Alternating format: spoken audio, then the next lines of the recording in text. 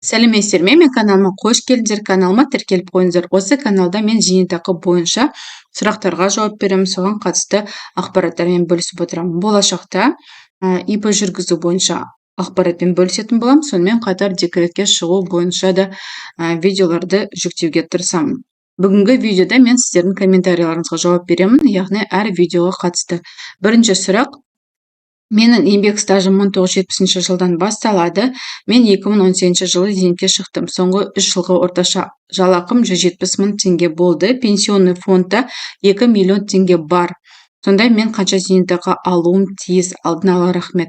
Зейнетақы мөлшерін дәл санау үшін маған құжаттар қажет. Алдымен сосын осы зейнетақы алған кезде сіздер 3 зейнетақы түрін аласыздар. 3 зейнетақы түрі үшін құжаттар қажет болады.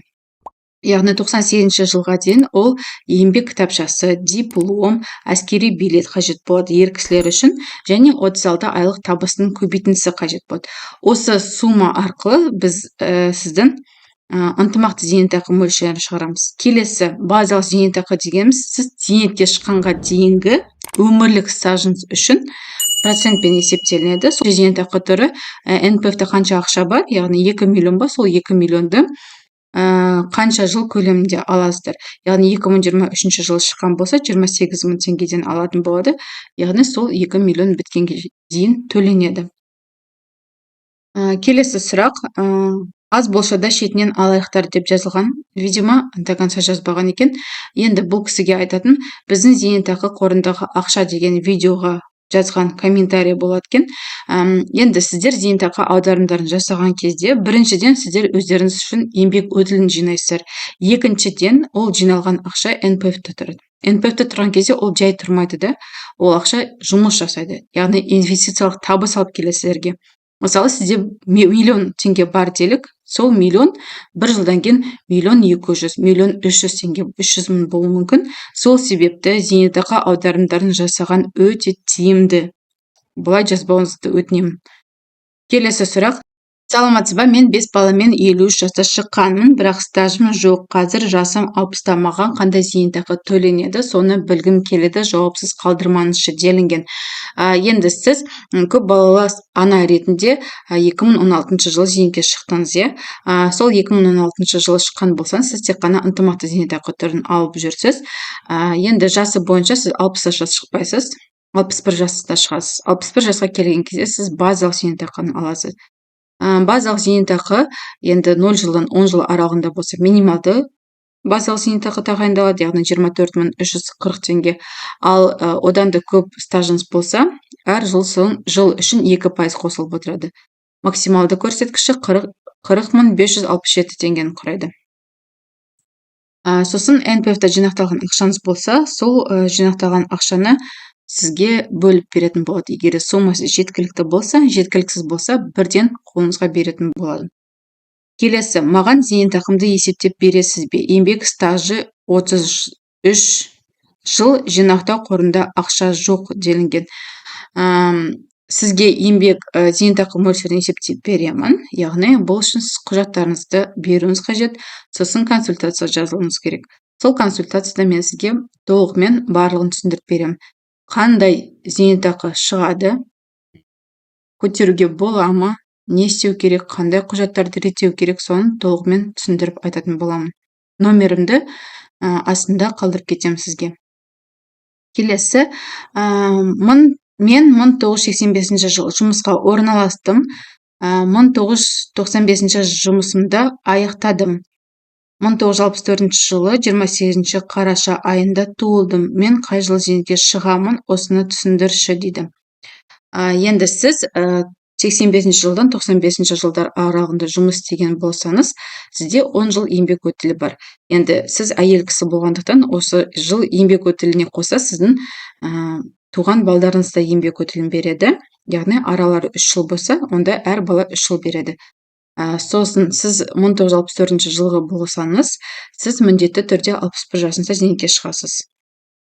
Сол зейнетке шығатын кезде сіз міндетті түрде сол еңбек өтілін растатуыңыз қажет, яғни архивтен анықтама алу қажет, өшіп қалған жағдайда. Және 36 айлық табысыңызды реттеу қажет. Егер де сіз табысыңыз болса, соны максималды суммаға жеткізу арқылы жоғары зейнетақы алуға болатын мүмкіндігіңіз бар. Келесі сұрақ. Армысыздар қазақ елі, менің сұрағым бар еді. Мен 2022 жылы 53 жаста 5 баланың анасы, пенсияға 10.500 теңгемен шықтым. Енді қанша қосылады, айтып жібересіздер ме? Иә, расында көп балалы аналардың зейнетақы мөлшері өте аз мөлшерде шығуда. Осы мен практикамда бір әйел кісіде бар жоғы 6000 теңге зейнетақы тағайындалған кездері де болды. Сонымен қатар 39.000 теңге тағайындалған кездер болды, және 63.000 теңгеде тағайындалған кездер болған. Енді бұл зейнетақы түрі ынтымақты зейнетақы, яғни 98 жылға дейінгі еңбек өтілі қажет, және 36 айлық табыс қажет. Сол себепті әйел кісілердің табысы болмайды, стажы да болмағандықтан осындай аз зейнетақы шығуда. Енді сіз жасы бойынша зейнетке шығатын кезде, яғни 2032 жылы сіз базалық зейнетақыны алатын боласыз. Сонымен қатар НПФ-тан төлемдер алатын болатын боласыз. Сосын және жинақтаушы, шартты жинақтаушы зейнетақы түрінде алуға мүмкіндігіңіз бар.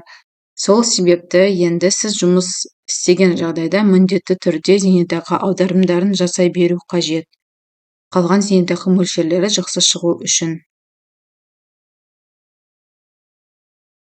Келесі сұрақ. Әйгерім, саламатсың ба? Мен 2017 жылы 58 жаспен зейнетке шықтым. 1998 жылға дейін 13 жыл еңбек өтілі алынды, 32.000 теңге тағайындалды. 2005 жылдан 15 жылға дейінгі еңбек өтілім қосылмады, осы дұрыс па? 2005-15 жылдар аралығында зейнетақы қорымда 170.000 теңге ғана болған, оны да ай сайын аудармаған. Сол себепті бұл аралық есепке кірмейді деп түсіндірді. Енді сіз 2017 жылы шыққан болсаңыз, сіздің зейнетақыңызды қайта санатуға уже кеш, біріншіден. Екіншіден, 2005 жылдан 15 жылдар аралығындағы еңбек өтілі бізде зейнетақы аударымдары арқылы есептелінеді. Егерде зейнетақы аударымдары болмаған жағдайда бұл есепке алынбайды.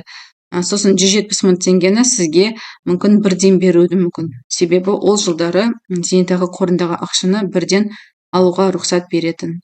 Келесі. Мен ақпан айында зейнеткерлікке шығамын. Телефон жіберші, дұрыс болмай жатса сізге хабарласатын. Дайындап қойдым, сізге көрсетейін деп едім.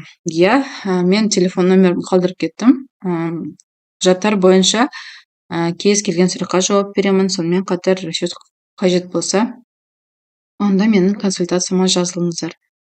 Келесі сұрақ. Пенсияның жетпейтінін пенсияны алатын адам ғана біледі. Депутат, министр базарға бармайды, шоферін жұмсай салады, өздеріне айлық керегінше қойып алған. Қымбаттай ма, арзандай ма, бәрібір теңсіздіктен әртүрлі ызалы пікір туады.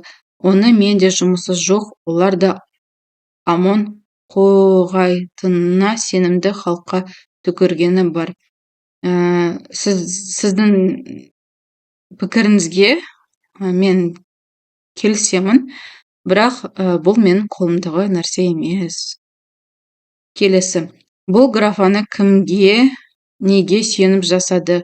Соны түсіндір, алдымен, әйтпесе айтқанын далбаса. Бұл графамен де аштан өлмеуге ғана болады. Баяғыда 60-тан асқандарға адам аяғы баспайтын алысқа апарып тастаған дейді. Бұл графа соған ұқсайды. Кішкене комментарий жазған кезде мәдениетті болайық. Сосын сіз не графаны айтып тұрғанмен түсініп тұрған жоқпын. Базалық зейнетақыны қалай есептейді, сол туралы ғана түсірілген видео болып табылады. Яғни базалық зейнетақының мөлшері қалай есептейтін туралы. Жұмысын емес қой, бұл сенен де зоры, дұрыс түсіндіре алмайды. Мен сіздің жазған пікіріңізді түсінбедім. Не айтқыңыз келді? Яғни базалық зейнетақы бұл барлығы заңда жазылған нәрсе. Мен еш нәрсе ойлап тауып отырған жоқпын.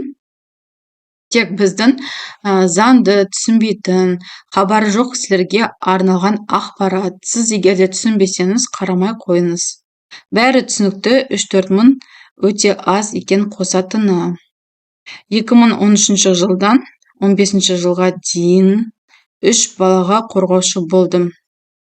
менің еңбек өтіліме қосыла ма? Мен сол балдармен еңбек жасамадым. Ол кезде қазіргі кездегідей патронат деген болған жоқ. Енді сіз егер де өзіңіздің туған балдарыңыз болса, онда сол балдардың туған жылдары әр бала 3 жыл еңбек өтілін береді. Егер де сіз опекун бойынша қарап отырсаңыз, немесе денсаулығына байланысты қараған жағдайда, ол кезде еңбек өтіліне енгізуге болады. Яғни соттың шешімі қажет болады. Күнкөріс дейді екен, ал осы 10 жылда тамақ 200% қымбаттады. Ауыздарыңды ашсаңдар болды, құр сөзбен 3-4 мың қосып жұртты қарқ қылдым деп ойлайсыңдар ма? Тағы да айтамын, мен зейнетақыны тағайындамаймын, бар жоғы зейнетақы бойынша ақпаратпен бөлісіп отырамын.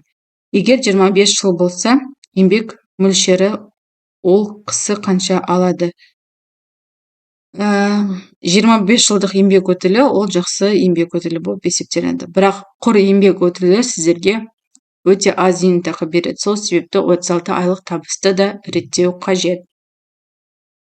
Егер мен 1971 жылы сентябрь айында қылжым 4 баламын зейнетке ерте шыға алам ба? 4 баламен зейнетке шығуға болмайды. Кемінде 5 бала болу керек, және ең кішісінің жасы 8-ге толу қажет. Қазақша қалай? Мына қыздың сөйлеу манері түсініксіз. Түсінбесе қарамаңыз. Оттаған деген сөзді жазбаңыз. Менің жолдасым минимальный, мен шықты шофер болып 40 жыл істеген. Пенсионы соңғы айлығы өтпеген. 40 жыл істеп минимальный алады. Осы дұрыс па? Енді сіздер минимальный зарплата алып жатқан себептеріңіз 36 айлық табыстарыңыз аз болғандықтан. Сол себепті 36 айлық табысты көтеру керек. Құр еңбек өтілі сіздерге өте аз зейнетақы береді. Есептегенде дұрыс болып тұр ғой. Менің жолдасым 47 жыл механизатор болып, сол минималка шықты. Пенсионный деген сылтау. Пенсионный деген ешқандай сылтау емес. Пенсионный жасаған кезде сіздердің еңбек өтілдеріңіз болады. Біріншіден. Екіншіден, минималкадан аударсаңыздар, сіздің зейнетақы мөлшеріңіз аз болмайды. Сол себепті айлықтың мөлшерін көбірек көрсеткен жағдайда сіздің зейнетақы мөлшеріңізде көп шығады. Осымен комментарий бойынша видеомды тамамдайын. Келесі видеода қалған сұрақтарға жауап беремін. Мәдениетсіз сөздерді жазбауыңызды сұраймын. Зейнетақыны мен тағайындамаймын. Мен зейнетақы бойынша ақпаратпен ғана бөлісіп отырамын. Қандай заң қабылданды, қандай нәрсеге мән беру керек екенін сол туралы ғана бөлісетін боламын. Назарларыңызға рахмет, сау болыңыздар.